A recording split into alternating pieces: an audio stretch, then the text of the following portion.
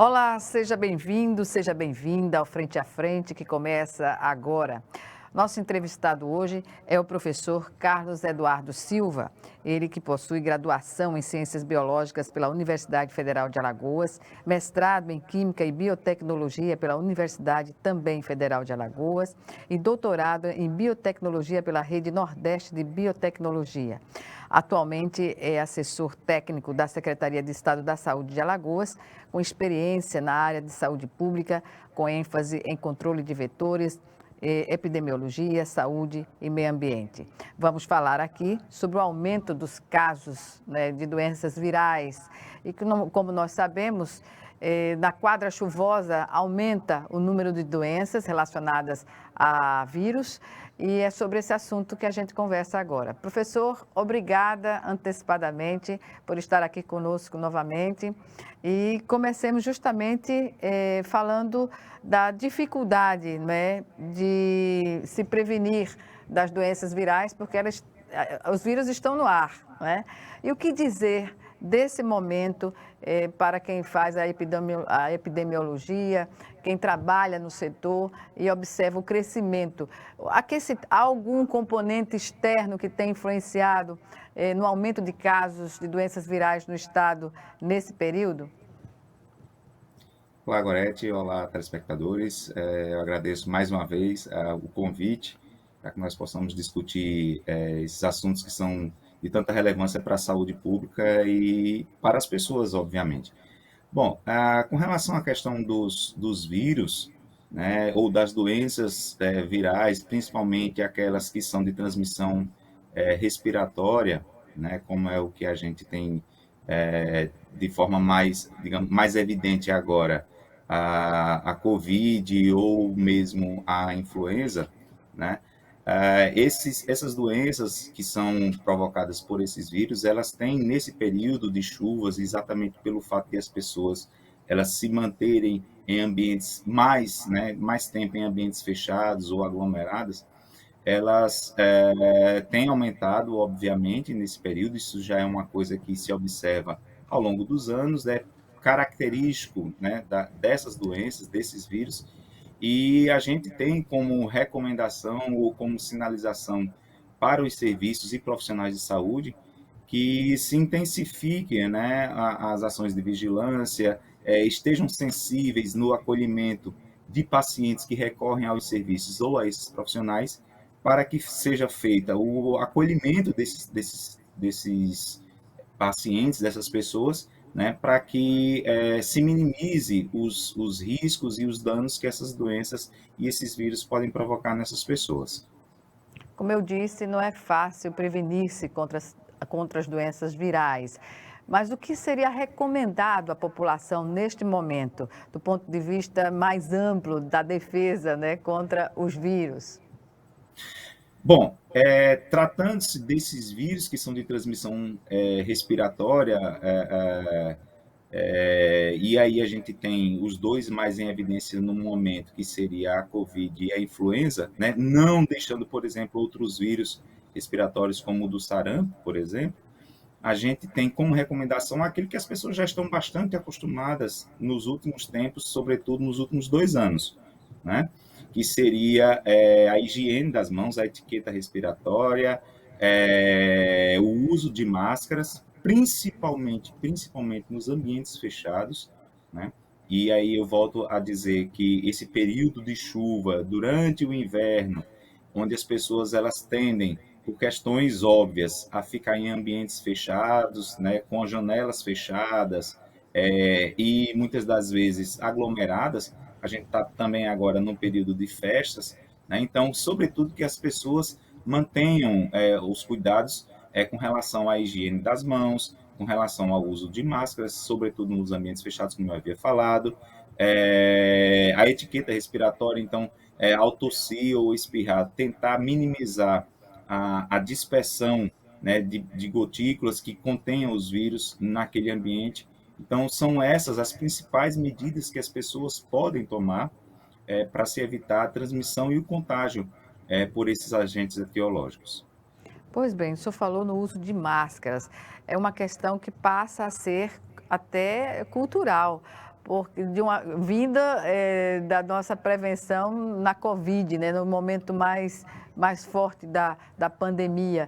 E agora a Covid caminha para uma situação endêmica, não é? E não pandêmica como estava, mas os casos de aumento, melhor dizendo, o aumento de casos já indica que há um fator externo, que é, como o senhor falou, o fato de estarmos na quadra chuvosa, eventos juninos, que as pessoas são levadas a aglomerações, enfim, é um momento de se conscientizar que o uso da máscara não foi importante apenas no período do pico da pandemia, mas vai fazer parte do nosso cotidiano normalmente, não é, professor?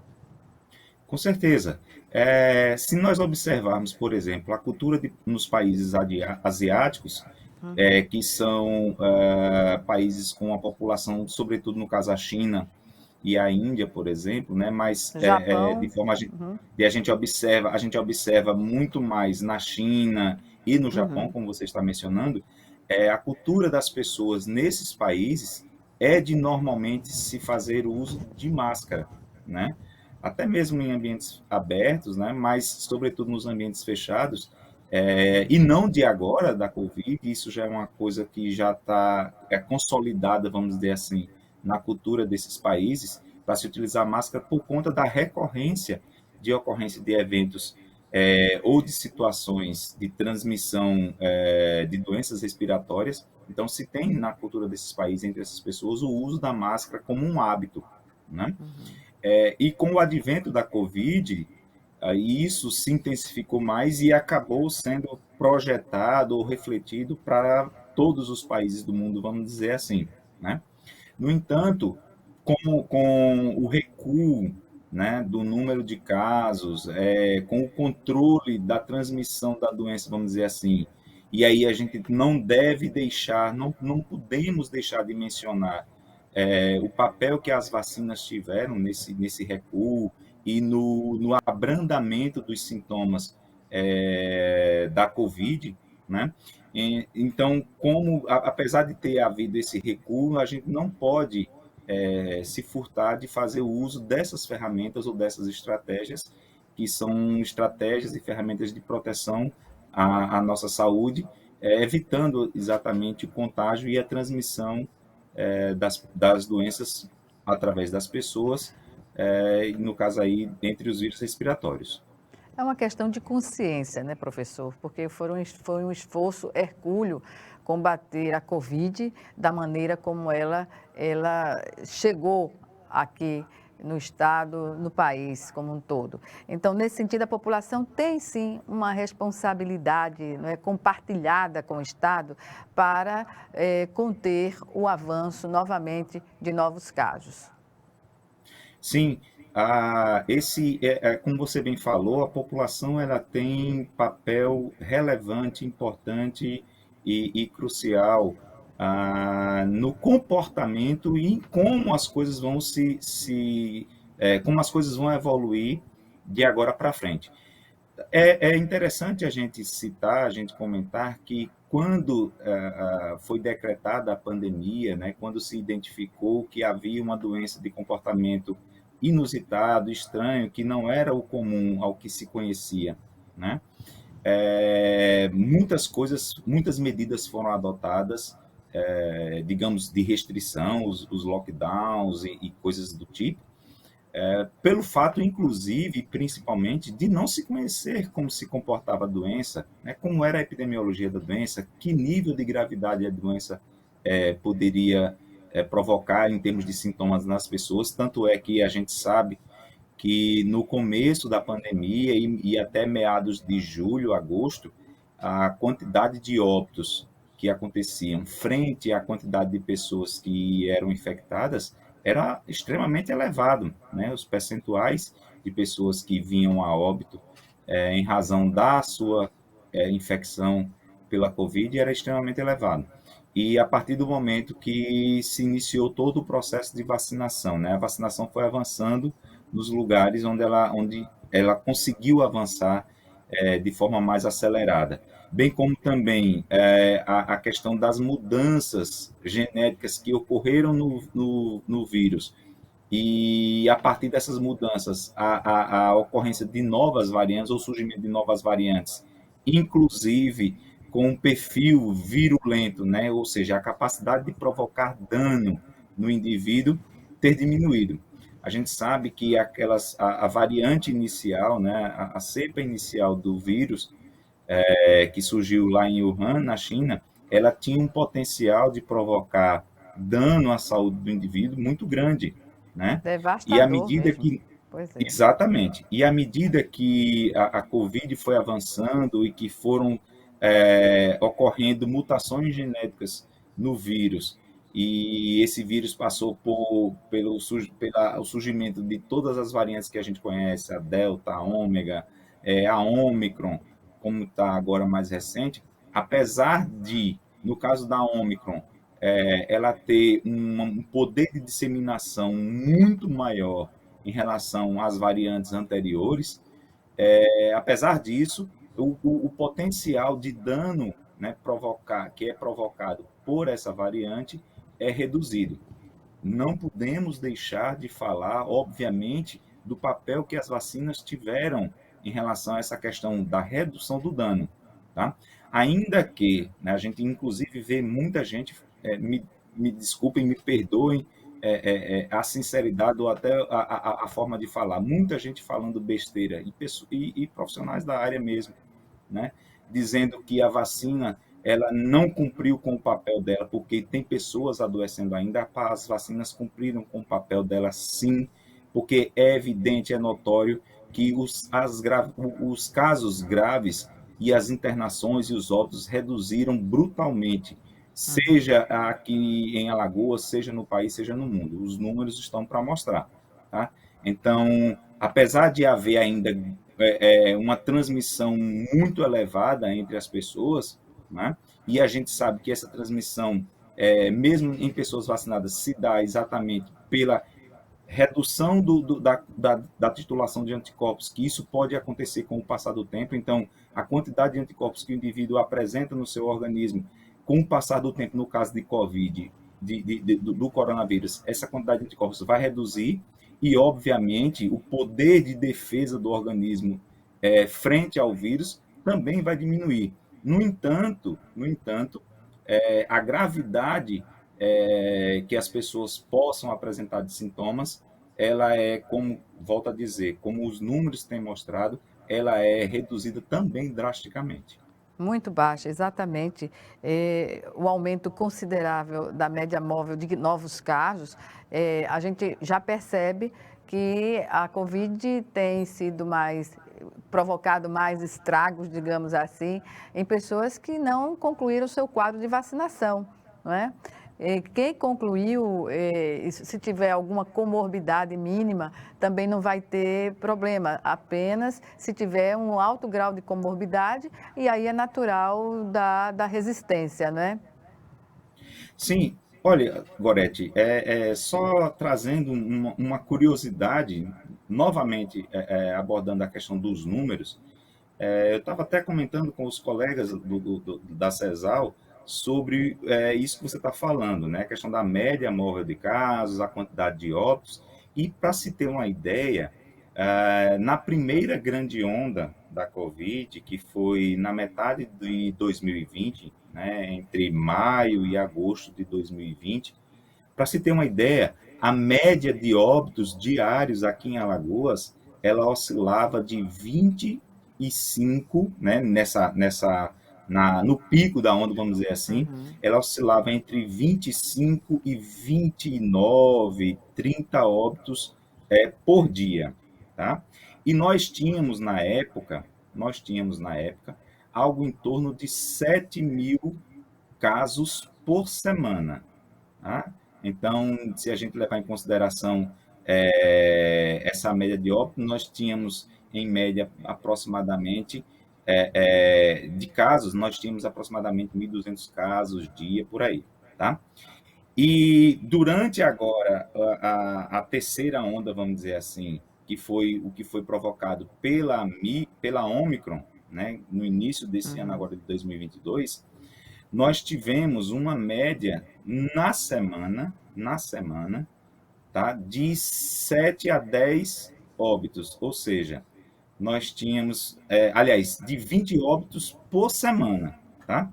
Isso dá aproximadamente 4 óbitos por dia, ou seja, nós tínhamos 25 óbitos em média por dia na primeira grande onda da Covid, né, que foi em meados de 2020, e nós tínhamos aproximadamente de 7 a 10 mil casos por semana.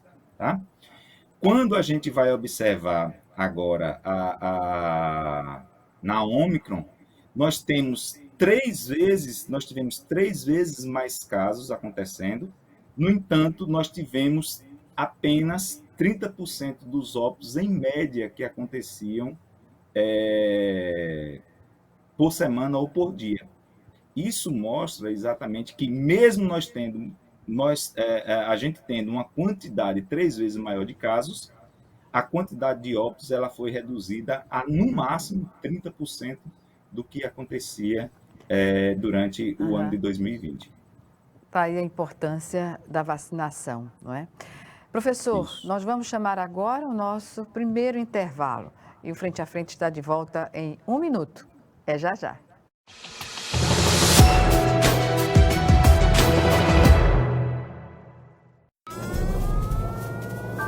Há mais de 40 anos, um grupo de médicos criou uma organização de emergência médico-humanitária capaz de oferecer ajuda às pessoas em meio a desastres naturais, epidemias ou guerras, atendendo os mais necessitados sem se importar com raça, religião ou ideologia. Hoje, Médicos Sem Fronteiras envia equipes totalmente preparadas para responder a emergências por todo o mundo. Nossos profissionais são financiados por pessoas como você e eu. Conheça-nos, participe, apoie, porque juntos chegamos mais longe.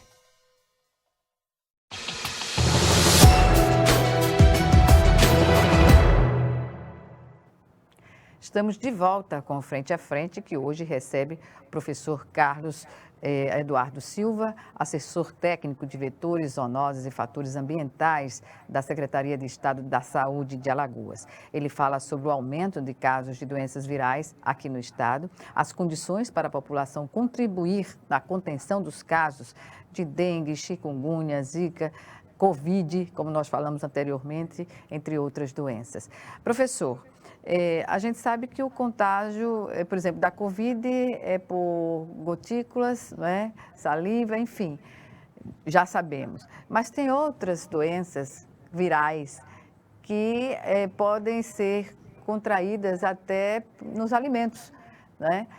Hoje, em relação a outras doenças, quais são, nessa quadra chuvosa, a que mais preocupa a Secretaria de Estado da Saúde por meio dos seus técnicos e pesquisadores?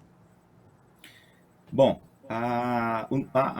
o enfoque que a gente está tratando aqui nesse nosso momento, nesse nosso bate-papo, é em relação às doenças virais, né? E com relação à questão das doenças virais que são de transmissão alimentar, por exemplo, a gente tem aí a hepatite, né? Então, é uma doença que é bastante comum na população como um todo, sobretudo nesse momento de chuvas, porque a possibilidade de a gente ter a contaminação dos alimentos, né, por água que esteja contaminada com o vírus, né, o aumento, por exemplo, dos casos, e que como a transmissão é alimentar e pela água, às vezes algumas questões de higiene, né, podem comprometer a qualidade da água e, dessa forma, essa água funcionar como um veículo de transmissão desses vírus, né? Sobretudo nesse caso da hepatite.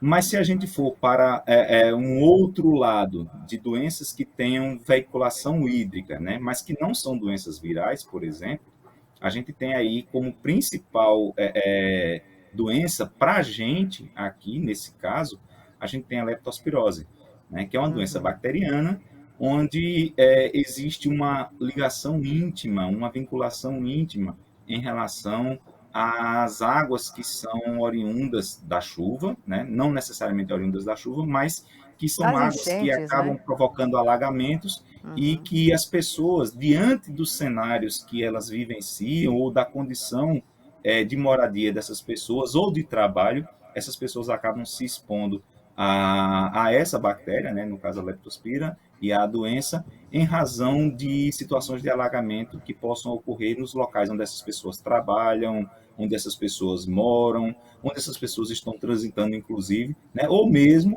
da contaminação de alimentos pela água contaminada que contenha a bactéria que provoca a doença. Pois é, nessa quadra chuvosa tem também aparecido muitos sintomas de gripe, né, que as pessoas confundem, não sabem se é Covid, se é gripe propriamente dita. Enfim, como a população deve proceder nesses casos? Tem uma questão, Gorete, que você está falando sobre as De doenças sintomas. que nós estamos falando da questão das doenças de transmissão respiratória, mas que a gente também tem, e aí são doenças provocadas por vírus, as nossas arboviroses que são companheiras ou que nos acompanham há bastante tempo, tá? Então, sobretudo, as que a gente mais tem contato ou mais conhece, que seriam dengue, zika e chikungunya, tá? E que justamente nessa época, onde se aumenta a quantidade de chuvas, nós temos também um aumento das condições favoráveis para a reprodução do Aedes aegypti, tá? E, obviamente, o aumento da população desses mosquitos.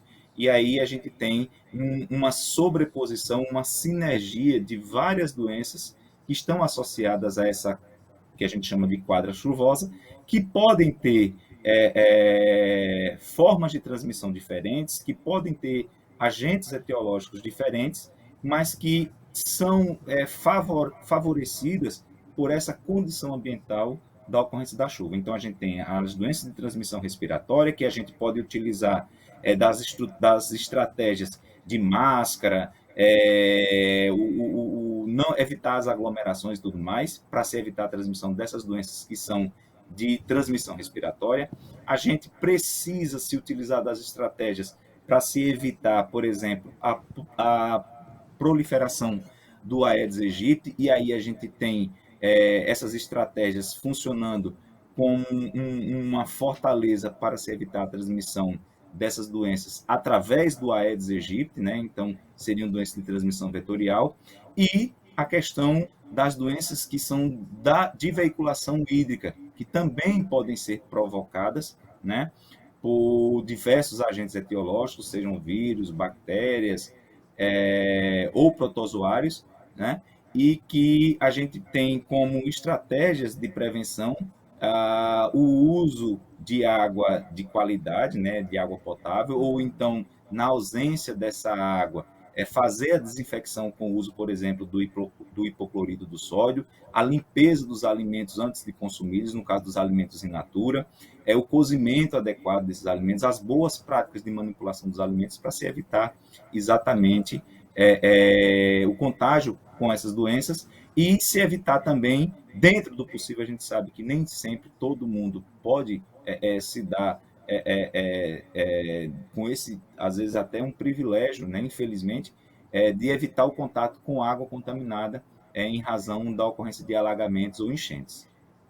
Pois é, o senhor falou aí das condições em que a população pode evitar, né, o contato. É importante destacar, diante de todas essas medidas, que a pandemia da Covid nos trouxe essa necessidade do uso da máscara para outros vírus, né, e outras doenças que podem as pessoas podem ser contaminadas pela proximidade. No caso dos resfriados, né, que a população já vem de um período de pandemia que deixou a sua imunidade, o seu sistema imunológico fragilizado. Então, isso dá uma propensão maior para as pessoas ficarem à mercê, né, de serem contaminadas por outros vírus. Eu pergunto, no caso, o que é que se tem mais, o que tem surgido mais em termos de doenças virais aqui no estado nesse período? Qual é a atenção maior? Então, A reboque do que você acabou de falar, do comprometimento, por exemplo, imunológico das pessoas, né, que foram acometidas, por exemplo, por Covid, né, a gente sabe que a resposta, né, do organismo, a resposta imune que as pessoas têm, pode ser bastante diferente, né, de pessoa para pessoa, após elas terem sido acometidas pela Covid. E nesse aspecto, nessa seara, a gente tem observado muito a questão das ocorrências das doenças respiratórias pós-Covid, né? Exatamente pelo comprometimento imunológico, né? E Sequelas também, né? exatamente. Para se ter uma ideia, a gente tem até colegas mesmo da CESAL que adoeceram por Covid há alguns dias, né? O fato de o sistema imunológico dele estar abalado, vamos dizer assim, né? Eu ter sofrido consequências em razão da infecção do Covid, abriu portas, vamos dizer assim, abriu o precedente ou a susceptibilidade para que essas pessoas viessem, por exemplo, desenvolver quadros bastante acentuados de sinusite, de amidalite, né? Ou mesmo do resfriado da gripe. Tá?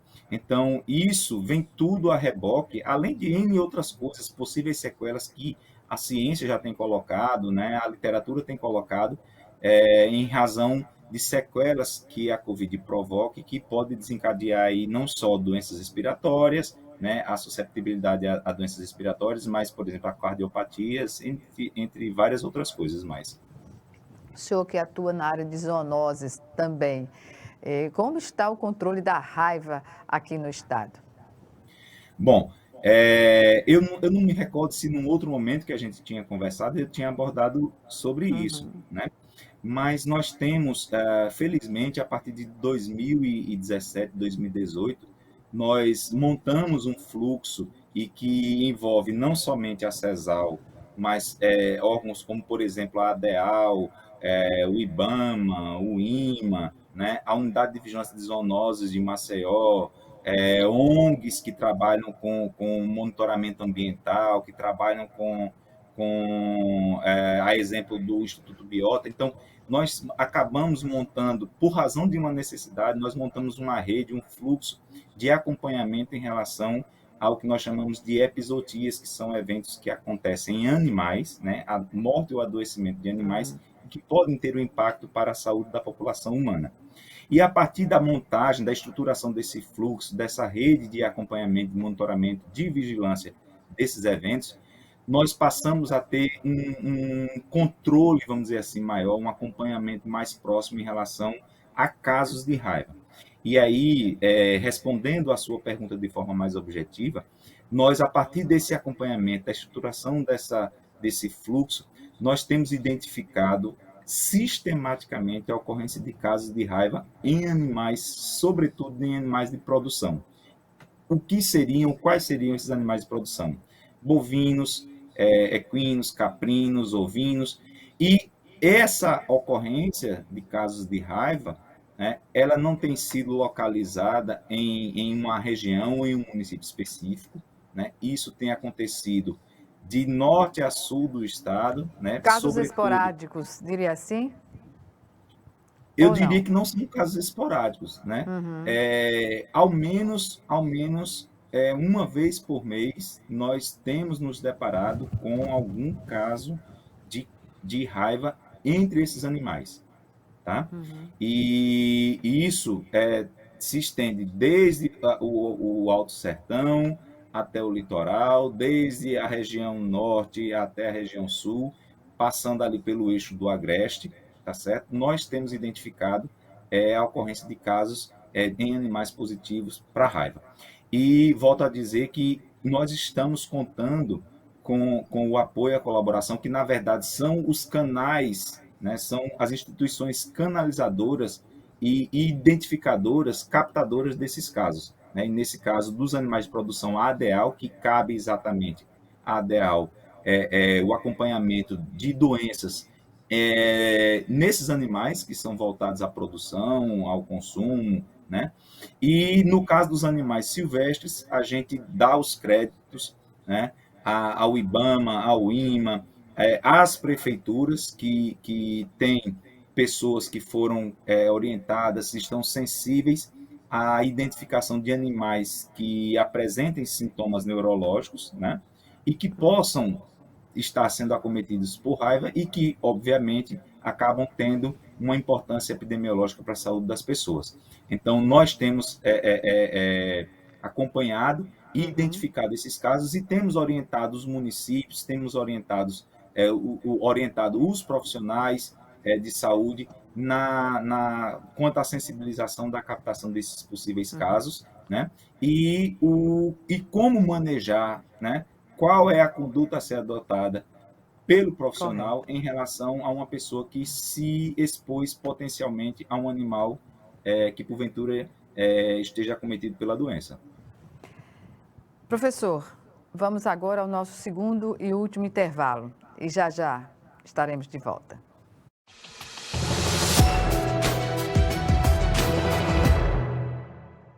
Se tem algo que precisamos ficar de olho, é na segurança das nossas crianças e adolescentes. Violência sexual, uso de álcool e drogas, trabalho infantil, situação de rua e desaparecimento de crianças são exemplos do que precisamos prevenir e denunciar. Disque 100 e denuncie qualquer violação dos direitos das crianças e adolescentes. Baixe também o aplicativo Proteja Brasil no seu celular. Respeitar, proteger, garantir. Todos juntos pelos direitos das crianças e adolescentes. Doar sangue é seguro e não dói. O Hemocentro de Alagoas utiliza a mais alta tecnologia para fazer a coleta de sangue. Para doar sangue, é necessário ter mais de 18 anos, pesar mais de 50 quilos e apresentar um documento de identificação com foto. O doador não pode ter contraído doenças como a hepatite, sífilis, AIDS e doença de Chagas. Mais informações é só ligar 3315 2106. O Hemocentro de Alagoas precisa de você.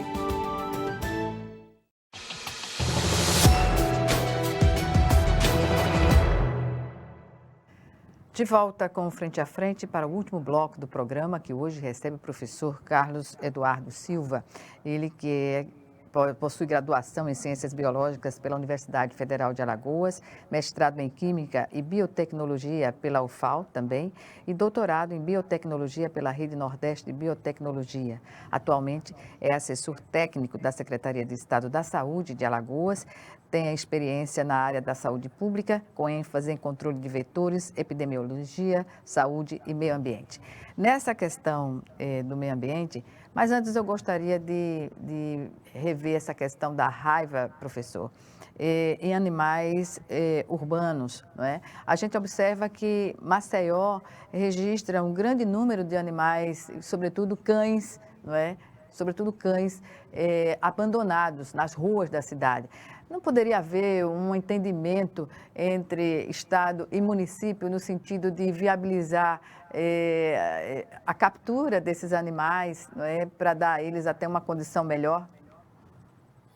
Corete, essa questão dos animais de rua ou em situação de rua, né, infelizmente não é, digamos assim, um privilégio, né, que não, na verdade não é, está longe de ser um privilégio, mas não é uma questão que acomete apenas Maceió, Alagoas, né, ou os estados e cidades do Nordeste, né? Isso é uma questão principalmente cultural, mas que acaba acometendo todos os estados da federação, né? Todos os estados brasileiros. E isso, como eu acabei de dizer, trata-se muito de uma cultura que existe entre as pessoas do estado ou da cidade, tá? Porque o que acontece? Esses animais que estão na rua, né, eles podem até ter nascido na rua, mas muitas das vezes eles acabaram nascendo na rua de animais que eram domiciliados, né, que tinham um lar e que foram abandonados, ou então que são animais, como a gente chama, de semi-domiciliados, ou então que têm acesso à rua. O que acontece? As pessoas, os proprietários, né, ou os tutores desses animais, por uma questão cultural mesmo, de não conhecer como se deve ter a posse responsável, né, desses animais, acaba permitindo que esses animais acasalem e o resultado desse acasalamento não programado, não planejado, vamos dizer assim, acaba resultando em filhotes e que o indivíduo, né, o tutor ali, não tem o que fazer com esses filhotes e acaba abandonando esses filhotes. Aí esses filhotes acabam chegando à rua e fazendo com que a população de animais de rua aumente de forma escalonada. Tá? Você falou sobre a questão de se chegar a um entendimento para se fazer a captura desses animais e fazer uma destinação desses animais. A princípio, no passado, se fazia, felizmente, um passado bastante distante, né? Embora isso não acontecia, eu também fui coordenador do CCZ daqui de Maceió durante os anos 2008 e 2011, a gente tinha uma situação que se fazia a captura desses animais, mas tentava se promover a adoção desses animais e, em último caso, né, dentro daquilo que a lei permitia, poderia, mas não era a praxe, poderia haver a eutanásia. Né? Isso foi uma prática deixada de lado, banida, na verdade, principalmente, inclusive, felizmente, né? Felizmente. Foi sancionada pelo presidente, né, pelo atual presidente Jair Bolsonaro, né, que já era uma coisa que, do ponto de vista de prática, já não acontecia a eutanásia de animais meramente pelo fato de eles terem sido capturados, e se instituiu a proibição, né, mediante dispositivo legal, mediante lei, né, que não é permitido fazer eutanásia de animais simplesmente pelo fato do animal ter sido capturado e tudo mais. Mas há os centros de zoonoses. Isso. Mas há os A centros de eutanásia ainda zoonoses, continua né? sendo permitida, no entanto, em casos específicos e mediante a avaliação de um médico veterinário. É fundamental que as instâncias, né, de saúde, os municípios, as secretarias de saúde, elas disponham de um profissional veterinário para fazer a avaliação do ponto de vista de saúde do animal e verificar se esse animal ele é passível de recuperação ou não, né? E aí, quando a gente se depara diante, seja pela questão ética, né, de não se fazer eutanásia do animal pura e simplesmente porque ele foi abandonado, seja pela questão legal que impede essa eutanásia, nós nos deparamos diante de uma dualidade, de um problema, né? O que fazer com esses animais? Então, o que é normalmente adotar em termos de conduta? Aqueles animais que, porventura, cheguem ao poder público, né? Eles estejam sob a custódia, sob a tutela do poder público, eles devem passar por programas, vamos dizer assim, que promovam a adoção deles frente a tutores que se proponham a adotar esses animais, né? Para isso, esses animais precisam passar por uma avaliação clínica, precisam passar por um período de quarentena, né? Eles serem devidamente medicados caso eles apresentem alguma patologia, para daí, então, eles serem disponibilizados para a adoção. Isso é uma coisa muito bacana, né? E é possível de se fazer. Isso acontece, no entanto, para o volume de animais que a gente tem, isso acaba sendo uma questão utópica, né? Então, o que eu digo utópica no ponto de vista de a gente conseguir dar conta, né, de promover a adoção de todos os animais que existem. Então, o que acontece? O que tem sido feito? O que está entre as melhores práticas de manejo, vamos dizer assim, desses animais? É a promoção de programas de castração, tá, desses animais de rua, obviamente, mas, sobretudo, dos animais que estão sob a tutela de pessoas de baixa renda. Porque, muitas das vezes, são esses animais que estão sob a tutela de pessoas de baixa renda, né, que favorecem a manutenção ou a elevação da população de animais de rua. Volto a dizer, o problema que aconteceu, perdão, interrompê-lo, mas a questão dos bairros, dos 5 bairros atingidos pelaquela catástrofe, né, da Braskem, por exemplo, a gente viu que muitas famílias se desfizeram simplesmente dos animais, né, porque não poderiam comportá-los em outras residências. Em outros ambientes. Por exemplo, pessoas que moravam em casa, né, e passaram, em razão da sua realocação, passaram a morar, por exemplo, em um apartamento que tem uma área que é Restrita. equivalente à metade da casa onde eles moravam, né? E que na casa havia condição deles terem 3, 4 animais, né? Ao passar a morar em um apartamento, mal dá para se ter um animal de estimação, tá? E aí o que é que acontece? As pessoas, em razão da sua cultura, né? Do seu entendimento de posse responsável, em razão da sua capacidade financeira, em razão da sua capacidade estrutural, do local onde elas vivem, essas pessoas ignoraram, né, o cuidado que deveria ser continuado a esses animais, né, e simplesmente abandonaram esses animais. Esses animais, juntamente com animais que, ainda que tenham sido de pessoas que não estavam nas áreas afetadas, mas, volto a dizer, pessoas de baixa renda, que não têm a percepção, né, elas não tiveram digamos assim, a orientação sobre como ter, de fato, a posse adequada do animal, a tutela adequada desse animal, a tutela responsável desse animal, elas permitem que esses animais acasalem, né, de forma indiscriminada, indefinida, e assim fazem com que a população de animais de rua seja mantida e seja elevada. Então, A campanha o que é que poderia está haver previsto hoje? O que é que uma está campanha constando permanente. nas boas práticas de manejo? É exatamente a promoção da castração desses animais, dessas pessoas que têm essa cultura menos favorecida, vamos dizer assim. Tá? E Quem dessa sabe forma, a campanhas. longo prazo, a gente vai ter um impacto na redução da população de animais de rua. Quem sabe campanhas, né, para chamar a população a consciência sobre essa forma de evitar, né, o aumento da população animal, sobretudo de cães e gatos, poderia surtir efeito. Professor, estamos no final da nossa entrevista, infelizmente. Algumas considerações que o senhor gostaria de fazer?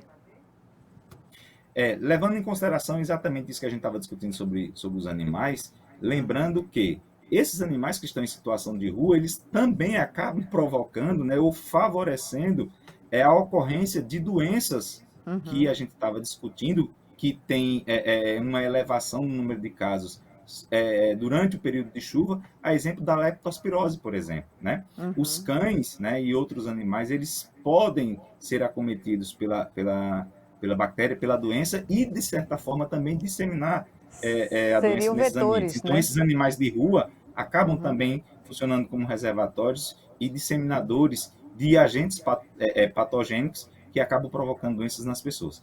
E aí a gente, no contexto das doenças respiratórias, vale o alerta, vale a recomendação para a manutenção do uso de máscaras, sobretudo, né, e principalmente em ambientes fechados, né, a higiene das mãos, a manipulação adequada dos alimentos, né, o cuidado dentro da casa de cada um para se evitar a formação de um criador do Aedes e dessa forma a gente também evitar a transmissão das doenças que são transmitidas por esses vetores. Enfim, tem bastante coisa que a gente precisa orientar, mas que, na verdade, a população já sabe, né, do que fazer para se evitar várias dessas doenças que a gente comentou, mas nunca é demais a gente alertar, sensibilizar a população, né, refrescar a memória para que esses cuidados sejam mantidos e as doenças sejam evitadas. E a população se proteja, né, seja protegida. Bem, eu agradeço mais uma vez a sua participação aqui conosco e até uma próxima oportunidade, professor. Algumas observações? Eu que agradeço mais uma vez o gentil convite, né, da TV Assembleia, seu convite em participar desse bate-papo, na verdade, que é uma coisa muito bacana, onde a gente discute de forma bastante didática e acessível à população para que a população possa ter essas orientações chegando, né, dentro das suas casas né, e as medidas de prevenção e os cuidados sejam devidamente tomados, né, e que nós tenhamos um bom São João, saúde e paz para todos. Isso, obrigada mais uma vez. Obrigada a você também que nos assistiu e até o nosso próximo encontro, aqui, frente a frente, também com você.